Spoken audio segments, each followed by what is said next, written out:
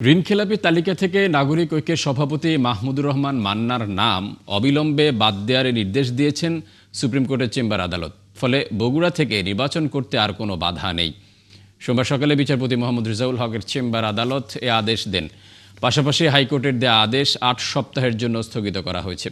গত রোববার হাইকোর্টের আদেশের বিরুদ্ধে আপিল শুনানি করেন মাহমুদুর রহমানের আইনজীবী।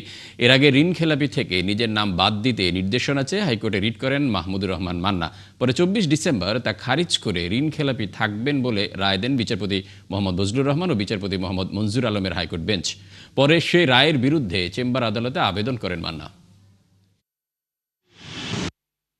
ওনার পক্ষ থেকে এইটার প্রেয়ার ছিল ওনার আইনজীবীদের পক্ষ থেকে, যাতে করে উনি ইলেকশনটা করতে পারে। ওনার নাম যে সিএবি তালিকায় আছে, এই তালিকাটা যেন স্টে করে দেয়া হয়।